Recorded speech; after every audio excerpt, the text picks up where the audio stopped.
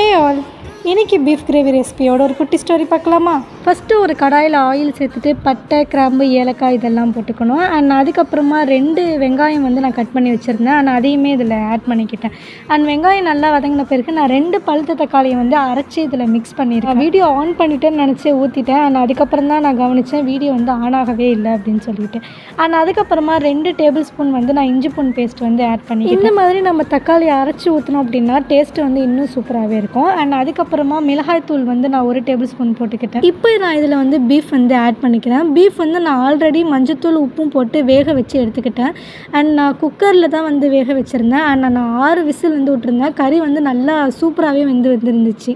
And அதுக்கப்புறமா 1 table spoon உப்பு, 1 table spoon மிளகாய்த்தூள், 1 டேபிள் ஸ்பூன் சீரகத்தூள்னு சொல்லிட்டு நான் இந்த 3 மசாலா மட்டும் தான் அன்றைக்கி நான் வந்து ஆட் பண்ணியிருந்தேன். ஒன்ஸ் நான் இந்த 3 மசாலாவுமே நல்லா மிக்ஸ் பண்ணி விட்டதுக்கப்புறமா தண்ணி வந்து நான் ஆட் பண்ணிக்கிறேன். அன்றைக்கி நான் வந்து 3 டம்ளர் வந்து தண்ணி ஆட் பண்ணியிருந்தேன். அண்ட் உங்களுக்கு வேணும் அப்படின்னா நீங்கள் 5 டம்ளர் கூட ஆட் பண்ணிக்கலாம். தென் மூடி போட்டு ஒரு 5 மினிட்ஸ் நல்லா கொதி வரட்டும் அப்படின்னு சொல்லிட்டு விட்டுட்டேன். அண்ட் ஆஃப்டர் 5 மினிட்ஸ்க்கு அப்புறமா நான் ஓப்பன் பண்ணுறேன். நல்லாவே வந்து கொதிச்சு வந்துருந்துச்சு. ஆனால் இந்த டைமில் நான் வந்து மல்லித்தூள் வந்து ஒரு 2 ஸ்பூன் வந்து ஆட் பண்ணிக்கிட்டேன். அதையுமே நல்லா மிக்ஸ் பண்ணி விட்டுட்டு நான் மூடி போட்டு க்ளோஸ் பண்ணிட்டேன். அண்ட் இந்த டைம் நான் வந்து ஒரு 10 மினிட்ஸ் வந்து வச்சுருந்தேன். அண்ட் ரொம்ப நேரம்லாம் நான் வைக்கல. ஆல்ரெடி நம்ம பீஃபை வந்து வேக வச்சு எடுத்ததுனால ஸோ ரொம்ப டைம்லாம் இருக்காது. ஜஸ்ட் ஒரு 10 மினிட்ஸ் மட்டும் போதுமே அப்படின்னு சொல்லிட்டு லாஸ்ட்டாக மல்லிக்கீரையை போட்டுட்டு ஸ்டவ்வை வந்து ஆஃப் பண்ணிட்டேன். அண்ட் அவ்வளோதான், ஒரு சூப்பரான ஒரு பீஃப் கிரேவி வந்து ரெடி ஆகிடுச்சு. அண்ட் இதை நான் ஒயிட் ரைஸோடு வச்சு சாப்பிட்ருந்தேன். அண்ட் டேஸ்ட் வந்து ரொம்ப சூப்பராகவே இருந்துச்சு.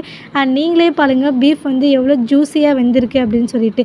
இந்த ரெசிபி நீங்கள் ட்ரை பண்ணி பார்த்துட்டு எப்படி இருந்துச்சுன்னு சொல்லிட்டு கமெண்ட் பண்ணுங்கள். அண்ட் இதேமாரி நான் உங்களை இன்னும் ஒரு குட்டி ஸ்டோரியில் மீட் பண்ணுறேன். Bye guys.